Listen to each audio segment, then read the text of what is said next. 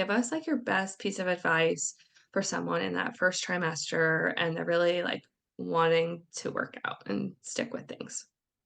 Yeah, so regardless of how you're feeling, my best advice is to just take it day by day because most likely sometimes or some days you're going to feel great, some days you're going to feel like complete crap. Some days you're going to be motivated to work out, some days you really just want to lay on the couch. And it's okay to do that. Please give yourself permission in that first trimester to rest when you need it because you do need it. Your body does need rest, but when you're feeling up for it, that's great too. Get a quick little workout in. Welcome to the Vibrantly You podcast. We're your hosts, Megan Martineau. Caitlin Cipriano. In this podcast, we talk about fitness and nutrition on your motherhood journey. Whether you're trying to conceive, pregnant, postpartum, or beyond, you're welcome here. Nothing is off limits, and our goal is to support you in this important season of life so that you can feel vibrantly you. As a reminder, this information is not medical advice. Please see the show notes for more details. Welcome to the Vibrantly You podcast. Today, we're going to be talking about working out in the first trimester and how you can make adjustments when you might not be feeling your best. But to start, since this is really our first episode on diving into exercise during pregnancy, Meg, can you give us an overview of what is generally recommended in pregnancy in terms of exercise frequency and intensity? Yes, so of course, you always want to be cleared to work out by your doctor during pregnancy. But if you are cleared to work out, the recommendation for exercising, according to ACOG, which is the American College of Obstetricians and Gynecologists, is to get 150 minutes of moderate intensity aerobic activity every single week. So 150 minutes, that ends up being about 20 minutes a day, every day. Moderate intensity, means you're getting your heart rate up to where you're sweating, like you definitely feel like you're working, but you can still talk and hold a conversation with somebody, but you're working hard enough where you couldn't necessarily sing a song. So I do feel like there's a lot of myths around working out during pregnancy and how hard you should work, things around heart rate or how much you should be lifting. And honestly, we probably need a separate episode for every single one of those myths so we can really like deep dive into them. But for today, you really don't have to worry about getting your heart rate too high, especially in that first trimester. I feel like people tend to get a little nervous about that. But as long as you stay in that area of just like making sure you can still maintain a conversation, you don't really have to worry about heart rate. Walking is a really great way to keep up your cardiovascular health in pregnancy, but to get that moderate intensity level, we do need to be doing a little more than just walking, which is where the strength training comes into play.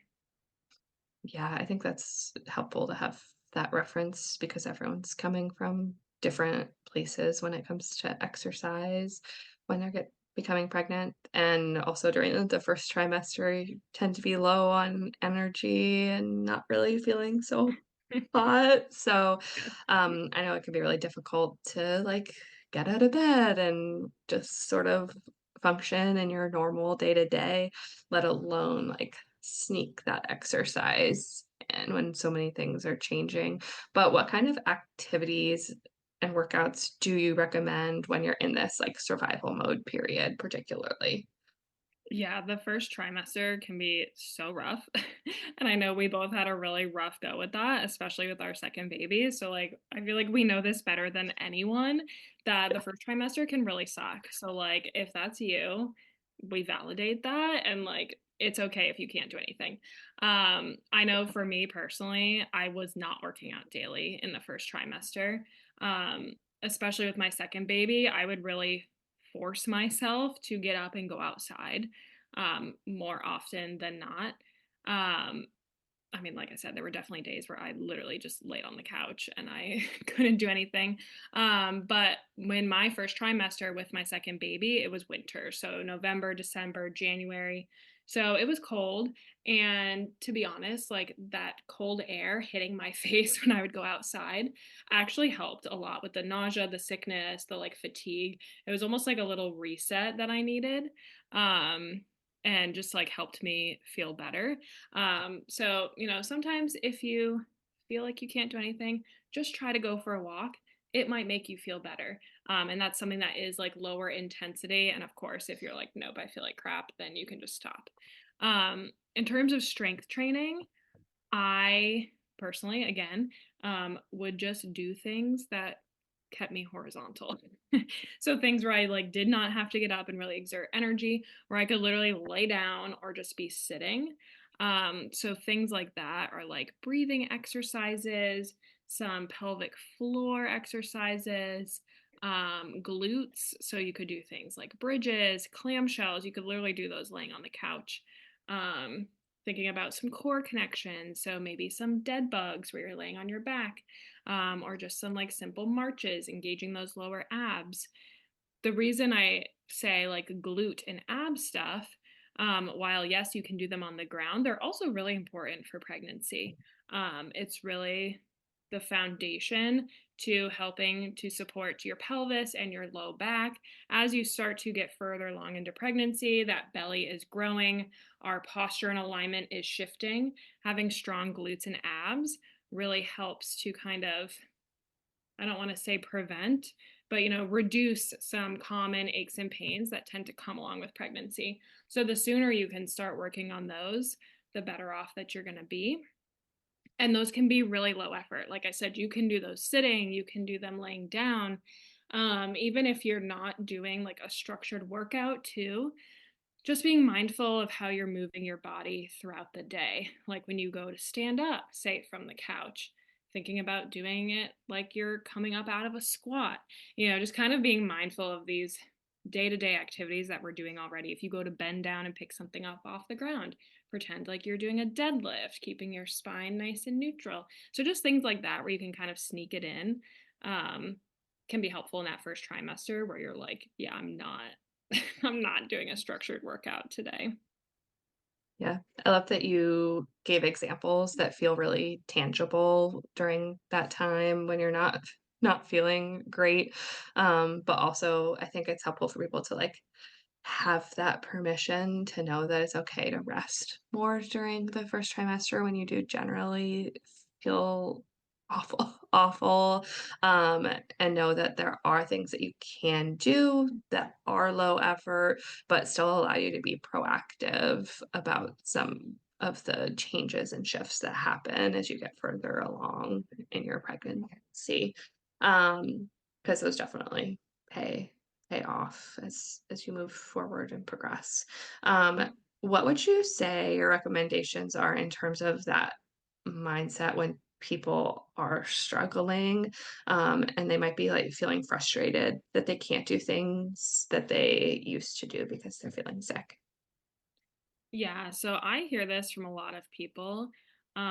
Maybe they were really active pre-pregnancy, working out 4 to 5 times a week, going to group fitness classes, running, doing HIIT, lifting heavy weights in the gym, whatever it is.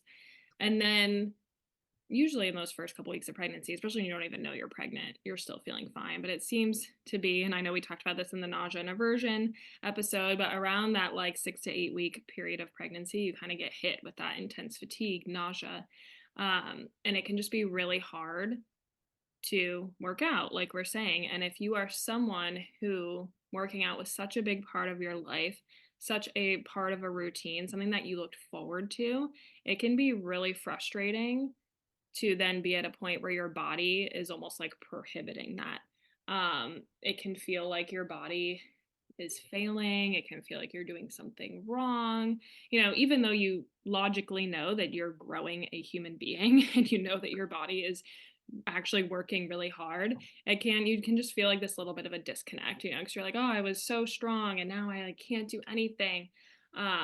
It can also just be really tricky too when you're also dealing with those body changes that come with pregnancy.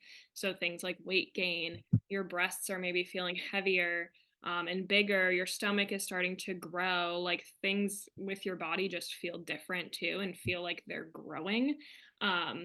Which can mess with people's heads. And I think a lot of this too is because we tend to associate working out and exercise with weight loss or changing our bodies in a way to make them smaller. But in pregnancy, obviously your body keeps getting bigger. So it can be like really hard to change our mindset around that if we've spent so many years thinking like workouts and exercise makes my body smaller. Now my body's getting bigger. what's the point of exercising? So, something that I do with my clients a lot is just working on reframing what it means to exercise, what it means to work out. Instead, thinking about exercise and working out as a way to support your body, especially during pregnancy when your body is changing so much. It needs more support. So, how can you exercise in a way to make you feel better physically? So, kind of like I mentioned before, as that belly grows, as baby grows, there tends to be more pressure on the pelvis, on the low back. So, thinking about your workouts, like how can I exercise in a way that's going to help reduce my low back pain, make my pelvis feel better so that I can still walk and do the things that I like to do. If I'm feeling crappy and tired, how can I work out in a way that's going to give me energy so I can actually enjoy my pregnancy, maybe help reduce the nausea a little bit? So, trying to think of exercise in a way that it can add to your life or make your pregnancy better rather than focusing on all the things that you can't do. Um, and even mentally, like thinking about how exercise can help reduce anxiety because pregnancy can just be really anxiety producing. It does increase endorphins, the feel good hormones. It can help you sleep better at night. So, just trying to think of all the positive ways that exercise can improve your life in your pregnancy can help, combat those feelings of frustration when your body just can't move in the same way that it used to. And I do think it's also important to remember that everything counts in pregnancy. So trying to like toss out that idea of, oh, a good workout means I'm working out for 60 minutes and I'm hitting PRs and I'm doing all these things. And instead, just like every time you move your body and you do something, like that counts. Celebrate that, celebrate those positives, and it'll help shift that mindset away from thinking about the things that you can't do. And I always tell my clients too, like your pregnant body is not fragile. It is not incapable. It is strong. It is powerful. You are literally creating life right now. That is amazing. Your body is working so hard. So the more that you can celebrate your body right now, um, typically the better you're going to feel. And just remembering like you can do things. And remember too, the first trimester is like, I know it feels really long when you're in it, but it's only like 3 months, really like two, because you don't find out until you're like a month into pregnancy typically. So, like, push through, you will feel better, even though it's Yeah. hard at the moment. Yeah, I love that you listed those, like, reframes and mindset shifts that people can make, 'cause I think that's the hardest part. Like you said, there's all these, like, changes that are going on, and you don't feel great, and so it's easy to kind of just, like, sink into it, but rather if you can come up with some intentions and maybe, like, mantras around how you're feeling, or how you want to feel in order to kind of Yeah. push through it. I think that can be really helpful. And if someone is like, on the converse side, like doing okay, Mhm. especially during this first trimester, and again, maybe they're used to, exercising. Are there any considerations that they should be making or anything differently that they need to change with their exercise routine? Yeah, so if you're one of those lucky people that feels phenomenal in the first trimester, and again, you've been cleared to work out, you really don't have to change much. I would still recommend taking time to think about breathing exercises. And so when I say that, I'm talking about 360 breathing, which is also known as diaphragmatic breathing, but that's just helping you get good movement in the rib cage. So on the inhale, you're really feeling that rib cage expand, and on the exhale, it's closing back in. It also, that type of breathing helps with the coordination of your pelvic floor muscles and your abdominal muscles. And so that's going to be really important as your pregnancy progresses. So taking some time to work on that in the first trimester, especially before your belly gets big, because then it can be a little tricky to work on that type of breathing. That would be a great place to start. And then just, paying attention to your basic movement patterns, things like squats, deadlifts, rows, presses, and just checking your form. Even if you just work out in front of a mirror or you film your workouts, just see like how your form is, if you need to make any tweaks, because if you have really good form in the first trimester, that will carry you through your pregnancy as well as those alignment and posture changes start to happen. Because sometimes form can get a little wonky as the body keeps changing. So, really mastering that in the first trimester is always a good idea. But otherwise, yeah, there's not really anything that's like quote unquote off limits in the first trimester, especially before you have a belly. There's not really even any ab exercises that you have to avoid. But that being said, I wouldn't necessarily go out and do something completely different. Like I wouldn't go join a CrossFit gym if you've never done CrossFit before, or things like that. Generally, you're fine to just keep doing what you've been doing. And also remember, like everyone's pregnancy is different. So even if you're not feeling tired and nauseous, you might notice like, oh, it's a little harder for me to, deadlift 50 pounds when normally I was fine with that.